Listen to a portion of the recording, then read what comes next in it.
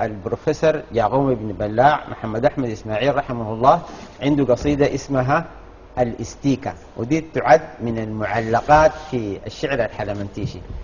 فبيحكي أنه كان عنده استيكة وخدتها جنبه في المكتبة، وجات بنت وقامت شالت الاستيكة قالت لي تسمح، قال حقول بسمح، وقبل ما أقول بسمح شالت الاستيكة مسحت بها وخدتها جنبها، بعدين منديلة هب الهواء وغطت الاستيكة بالمنديل وشالت المنديل ونسيت انه جوا الاستيكه وخدتها في شنطتها ومشت القهوه يتفسح وجات راجعه. لما جات راجعه هو فقد الاستيكه ما لقاها وقام كتب القصيده دي. لما جات قال لها تسمح وكيف يا حلو ما بسمح، اصابعي العشره تكتب لك وقلبي استيكة للغلط امسح، يدوب بين اصبعين حلوين وتوه وسط السطور يسرح، ولما تنتهي الكلمات يخش في الشنطه في منديل ونمشي القهوه نتفسح. هناك عاشق يطيح سحرك يجيب الفانتشان أمرك، تخط الشنطة في حكرك وقلبي دايش وسط منديل يسكلب ويقول يا ليل وجوا الشنطة يتمرجح.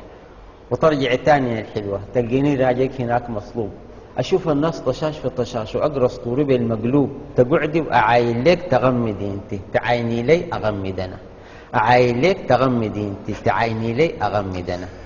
نعيد الكرة من أول وعاين لك تغمدي انت وتعايني لي أفتح أنا، تفر البسمة تضوي سنة أحك راسي وأبلع ريق وأتنحنح وأجر الكرسي لي قدام وأرجعه تاني وأزحزح وأقول السمحة لو تسمح وفي كلمة، وأحسن نمشي في زاوية وركن ظلمة، تقول السمحة تقول بسمح تقوم السمحة تتلملم وتتبسم وأنا تراجف ويتخمخم وأفرح وأدق الجيرك وأطق روري وأعرف بالكرسي أبسوري وأدقش الماشي أبسوري وجنب السلم أبسوري.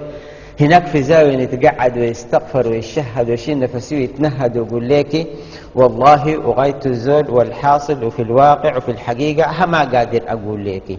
تقول هيا ده وفيها شنو معانا منه، هقول يعني وما تخجل وتتعقد.